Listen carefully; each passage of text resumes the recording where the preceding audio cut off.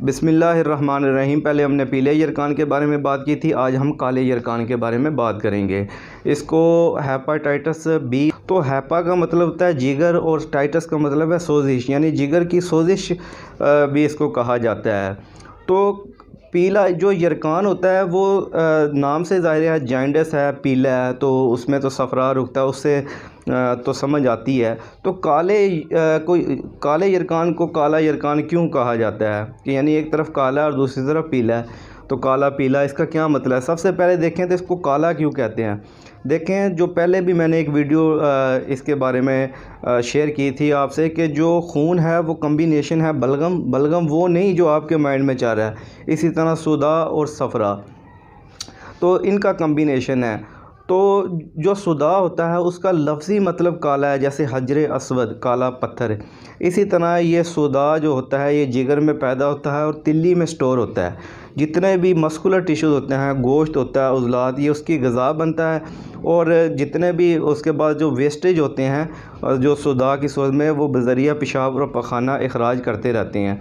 तो ऐसी सूरत के अंदर जितना अखराजी निज़ाम है उनके अंदर, क्योंकि ये नालियाँ होती हैं, उनमें कहीं कोई रुकावट आ जाती है, सुद्दा आ जाती हैं, या गुर्दों के अंदर जो फ़िल्ट्रेशन, गुर्दे मुतासर होते हैं, ऐसी सूरत में फ़िल्ट्रेशन कम होती है तो सुदा खून में बढ़ना शुरू हो जाता है।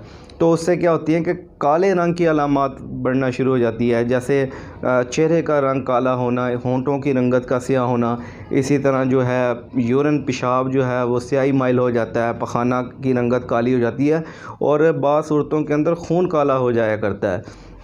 तो ये सारी तिब में इसको सुदावी जो अलामात कहते हैं। इसके अलावा काले यरकान के अंदर जो पेट में दर्द हुआ करता है, इसी तरह जो है भूख की कमी, पेट में पानी पड़ जाना, पट्ठों में दर्द, और ये मुख्तलिफ़ अलामात है। क्योंकि सुदा इंतहाई खुशक होता है, तेज़ाबियत है, ये तेज़ाब है, ऐसी सूरत के अंदर कैपिलरीज़ फटना शुरू हो जाती हैं, जिसकी सूरत में ब्लीडिंग होती है, उल्टी की सूरत में हो सकती है।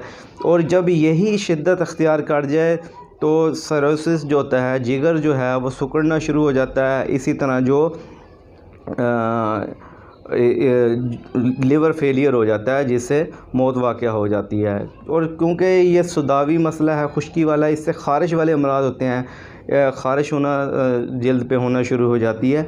तो ये सारी अलामात हैं। तो इसके मुख्तलिफ़ टेस्ट हैं, वहाँ से यकीनी तशख़ीस हो जाती है। हेपाटाइटिस बी सी का टेस्ट करवाया जाता है, CBC कंप्लीट ब्लड काउंट करता है, LFT, इसी तरह जो है अल्ट्रासाउंड और PCR, इन मुख्तलिफ़ टेस्ट हैं, वहाँ से यकीनी तशख़ीस हो जाती है। तो देखें, ये जो सुदा होता है ये तेज़ाबियत है। अक्सर जो है ये देखा गया कि ये बता दिया जाता है कि हेपाटाइटिस के अंदर जितनी भी जो नाइयों के पास टूल्स होते हैं, कैंची उस तरह वगैरह, उससे फैलती हैं। इसी तरह जो सिरिंज वगैरह जो इस्तेमाल हुई उससे फैलते हैं। लेकिन आज तक ये इस तरफ किसी ने तवज्जो नहीं दिलवाई कि क्योंकि ये एसिडिक मसला है। ऐसी सूरत में जो लोग ज़्यादा एसिडिक ग़िज़ा इस्तेमाल करते हैं, बड़ा गोश्त कसरत से इस्तेमाल करते हैं, कीमा, ब्रॉयलर, फ़ास्ट फूड, मैंने तो ऐसे लोग देखे हैं जो डेली फ़ास्ट फूड का इस्तेमाल, पैकेज होती है फूड्स, उसका पैक फूड्स का इस्तेमाल करते हैं।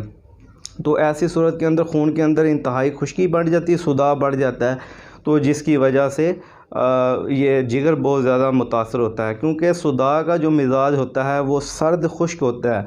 ऐसी सूरत के अंदर जो बाइल डक्ट होती है और CBD कॉमन बाइल डक्ट होती है, जब उस पर मिजाजन सर्दी खुश्की अमल करती है तो उनमें क्लाट जमने का प्रोसेस शुरू हो जाता है, पित्ता में पत्थरियाँ बन जाती हैं। उसकी वजह से क्या होता है कि जो सफ़रा है बाइल पैदा कर रहा है और वो रुकना शुरू हो जाता है, उसका मिजाज गर्म खुशक होता है और वो रुक कर जलना शुरू हो जाता है और जिगर को बहुत ज़्यादा मुतासर करता है। तो वो क्या होता है कि जिगर की सोजिश हो जाती है।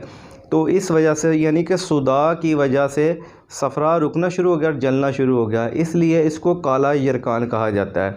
और इसके अलावा जो नालियाँ, जितनी सफ़रावी नालियाँ होती हैं, उनमें जब रुकावट होती है, जमाव होता है, वो लेसदार चीज़ों से भी बहुत ज़्यादा, इसमें बिल्कुल बंद कर दी जानी चाहिए, जैसे बेकरी और डेयरी का सामान, केला, दाल, माश, इसी तरह अरवी, भिंडी, पेठा, चावल, दूध और दूध की बनी चीज़ें। इन सब चीज़ों के अंदर या जिस चीज़ के अंदर लेस पाई जाए वो नालियों की बंदिश का बायस होगा, उससे जो ये इखलात होती है, मादे रुकना शुरू हो जाते हैं जो बायस तकलीफ़ बनते हैं।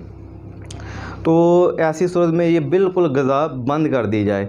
तो देखें, जब ये सफ़रा रुकता है तो सफ़रावी अलामात भी हेपाटाइटिस की सूरत में बढ़ना शुरू हो जाती हैं। आँखों का जो रंग है वो ज़र्द हो जाया करता है, जो स्किन है वो ज़र्द हो जाया करती है, तो जो पेशाब है वो भी डार्क रंग का हो जाया करता है। तो यहाँ से जो है अलामात से तशख़ीस हो जाती है कि ये हेपाटाइटिस या जिगर के अमराज़ का मसला बन चुका है।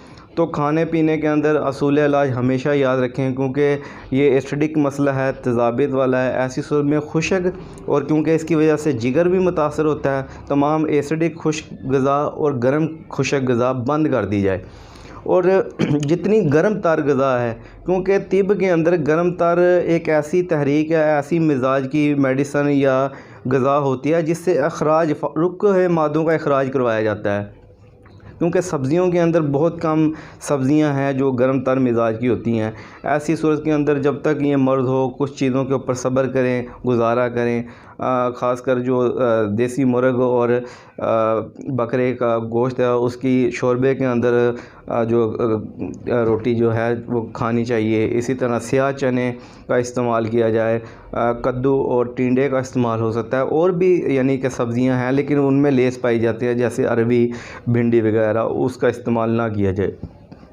इसके अलावा इसका प्रॉपर इलाज करवाएं, और इंशाअल्लाह ये काबिल इलाज है। ऐसा मर्ज़ नहीं है कि इसकी वजह से परेशान हुआ जाए, जिगर रिकवर हो जाता है। तो आप अपने मौलिक से रब्ता करें। अगर आपने अभी तक मेरा चैनल सब्सक्राइब नहीं किया, काइंडली चैनल को सब्सक्राइब करें, बेल आइकन पर क्लिक कर दें ताकि आपको इन्फॉर्मेटिव वीडियो नोटिफिकेशन में मिलती रहे।